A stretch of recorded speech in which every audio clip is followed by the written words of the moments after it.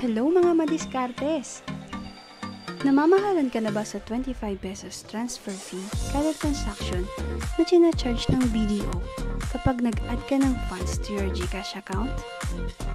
Meron akong session na diskarte para hindi ka na magbayad dito. Kailangan mo lang ng pasensya at higit sa lahat, diskarte. Kung ikaw ay may GSave account, which is the first ever bank account that you can open and maintain straight from the GCash app, you got the right avenue para makapag-cash in ng walang transfer fee. By the way, si GSave account ay na-create sa pamamagitan ng CIMB Bank and GCash at mas mabilis mag-grow ang savings dito dahil sa high interest rate nila. Check mo na lang yung mga links sa description if you want to know more. Download the CIMB app.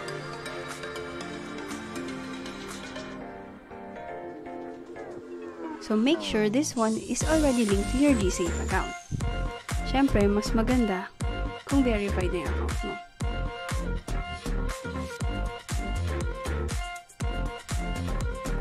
Now that the app is open, let's click Cash In.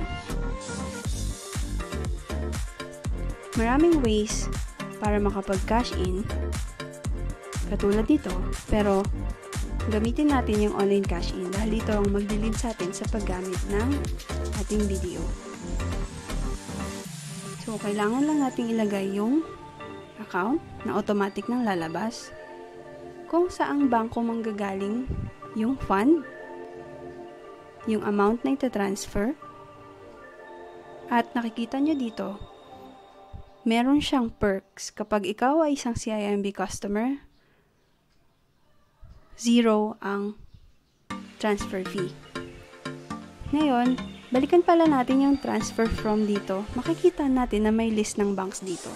So, if you're using other bank aside from BDO, you can choose from what's available on the list. Okay, now we're ready.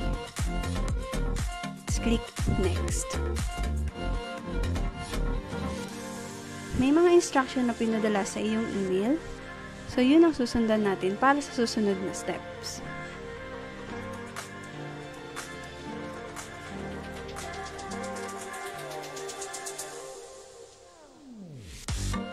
Click natin yung link. At meron tayong kailangan tandaan dito. Unang-una, yung reference number at yung account number. Yan. At yan. So, ang next step natin is kailangan nating i-open si BDO app. So, kinapi ko na in advance yung account number. Pwede mong tularan yung style ko kung paano ko nagtatago between the screens para hindi ka mahirapang ilagay or i-input yung mga details.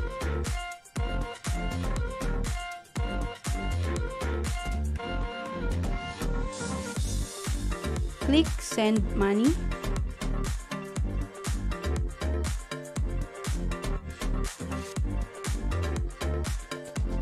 To any BDO account. Send from. So, kung ano yung account na pagkukuhaan natin ng fund.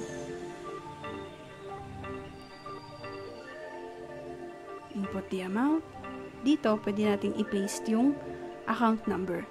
Ngayon, please take note na ang pinaka-importante sa part na to is yung paglagay ng reference number dito sa remarks. So, balikan natin yung email at i-copy natin yung reference number. Then, go back to your video app and paste. Now, you can click on continue.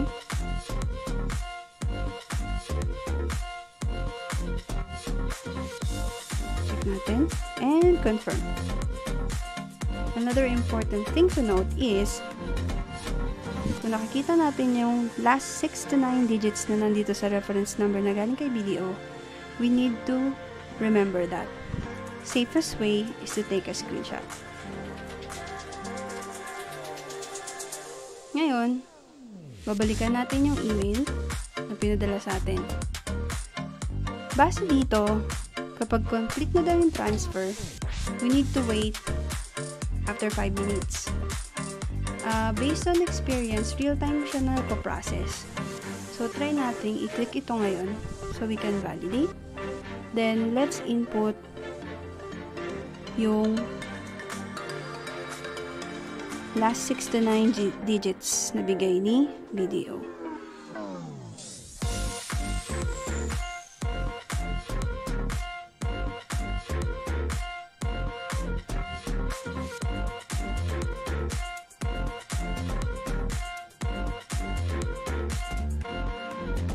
Double check para hindi tayo magkaroon ng problema.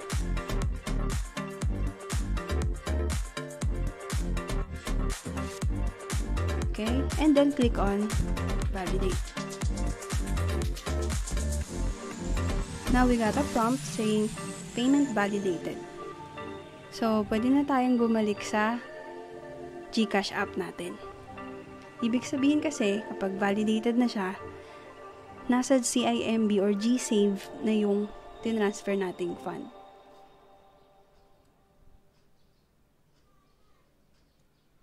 Click on GSave.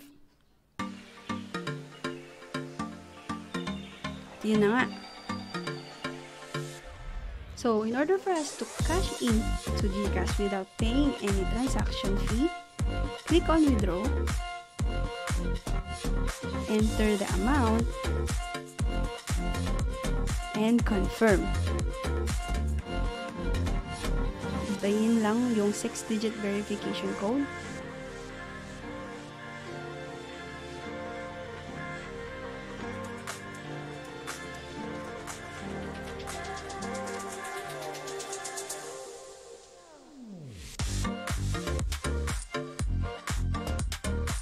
And we're done. Makapag-cash in ka nang walang binabayaran. Also, dapat nakaka-receive ka ng notification na successful yung transfer mo, minsan via SMS, pwede din via email kung yun yung nakaset up sa'yo. So, naiintindihan ko naman na masyadong mahaba yung proseso bago ito magawa. Pero, kung iisipin mo, kung sa isang araw ay nakakadalwa or higit kang cash in sa yung using your video account, hindi ba malaki ang nawawala sa'yo? So, ayun. Sana nakatulong itong discard tip na to. Hanggang sa muli. God bless!